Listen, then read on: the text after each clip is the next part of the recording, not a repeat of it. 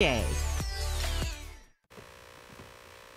All right, Hafa and welcome back to the show, everybody. This next interview is going to be fire, as the kids say, or not, and that's kind of the point, because we've already seen several devastating fires in homes and other locations, and tonight we have two proud and experienced members of the Guam Fire Department. We're going to learn more about Fire Prevention Week. We have Lieutenant Pascual Robles. Sir, Hafa. Thanks for having us. Welcome Jason. to Harmon. And Kevin Riley, who I believe we may have interviewed a couple times. Maybe a couple. Over the years and everything. Yeah, but good to have you gentlemen here, because anybody in GFD, firefighter, EMT, dispatch technician, everything like that, everybody basically, your mission is to make sure that people are safe from fires, correct? Yes, save life and property. All right, so LT, what are some of the telling signs, or what is the theme for this year's? The theme for this year is look, listen, learn, be aware, fire can happen anywhere. So the look part of that phrase is look for places where fire hazards could be in the house. Look around the home for any potential fire hazards and take care of them. The listen part is listen for the sound of the smoke alarm. And the learn part is learn 2 ways out of a room or out of the house. Okay. So that's the message we're trying to get across. Okay, let's unpack that a little bit, Kevin, because what are typical hazards, I mean, it's easier for you guys because you guys, you do this work day in and day out, but for the average homeowner or even people who rent, what is a fire hazard? So we're looking, on the look part of it, we're looking at what could possibly cause a fire. Having too many appliances plugged into one outlet, piggybacking, as we mentioned earlier, piggybacking, surge protectors or power strips, excessive debris and garbage accumulated near flammable liquids or items. Mm-hmm. Now, obviously, LT, you were mentioning about smoke detectors. A lot of people say, I'm going to go to one of the hardware stores and, they have all these bright signs that say, oh, change the batteries once every 10 years and everything like that. But I know you guys are sticklers to making sure that even if the batteries work, you change your batteries often, right? Well, smoke detectors, when the battery's starting to run low, it'll chirp. Mm-hmm. You'll hear this chirp, chirp, and it's kind of irritating, so it will prompt people to change the battery. Now, the 10-year thing is we recommend that you change out the smoke detector itself every 10 years. Okay, the device itself. Yes, sir. Okay. How many should we have in the house? Because even for, like, say on Guam, like your typical 4-bedroom house and everything, most people put it central, like right in the main hallway and everything. But do you recommend more? A 4-bedroom house, well, at the minimum, you'll have like 5, 1 in each bedroom, mm-hmm. Okay. 1 in the hallway leading to the bedroom area. And, it would behoove you to put 1 in your living room, mm-hmm. but we don't recommend putting it in the kitchen because the cooking, all the smoke. You get a lot of false positives. It'll trigger it off, yes. Okay. I thought, Kev, that last point that the LT was making was interesting, that learn 2 ways out of every room. Correct.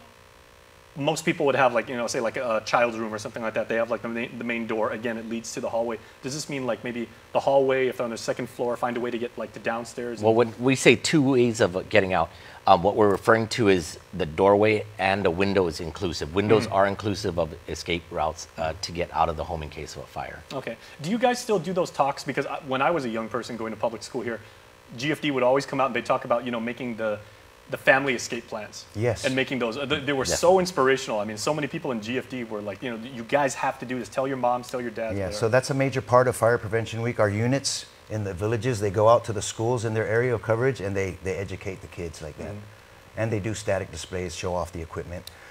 Those are always fun. Yes, they are. Have the big units, Kids love that, right? When you just turn on the sirens for like 5 minutes.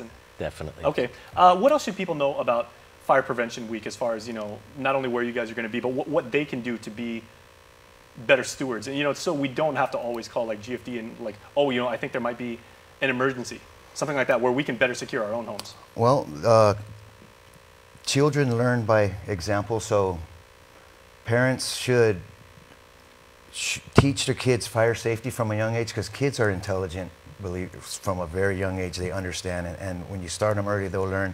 So just start them from an early age, teach them fire safety and teach them what's dangerous. Mm-hmm. And it's always good to have a home evacuation plan. Once the kids get older, teach them, in case of a fire, if you hear something, run out, tell somebody, go tell somebody, call 911. How often should they practice that too? Because I know a lot of people. Exactly. The thing is practicing. Having an evacuation plan and practicing it are 2 different things. You should practice at least once a month. Believe it or not, a lot of children are not familiar with the sound. Even adults are not familiar with the sound of a smoke alarm. You'd see a lot of people when a fire alarm is going off, just looking around like, what is that noise? So get familiar with your smoke detector. It'd be like, you change your ringtone or something? Yes, exactly. Yeah. You know, they're confused. What do we do? Where do we go? So make sure you test it with your kids. Make sure you do practice your thing. I'd say at least once a month.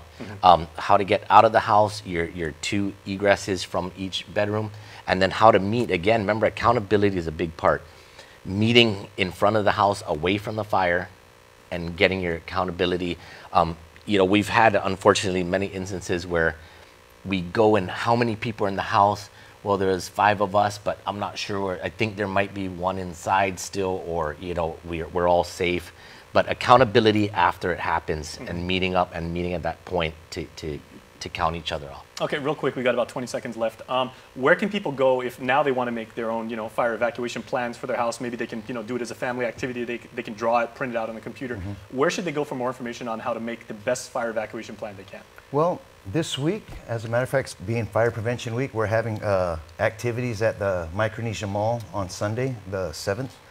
And we're going to have all our other fire departments here on Guam. They're going to have their own cubicles with a bunch of fire safety information. So that's a good place to start. And then next week, to close out Fire Prevention Week, we'll be at Agana Shopping Center on Saturday. And we'll be doing the same stuff there. All right, well done, gentlemen. Thank you so much. You're welcome, Jason. Thank you for having us. All right, that's GFD, everybody. They care about you, and they want to make sure that you are safe. So take their word, because they know what they're talking about. We're back after this.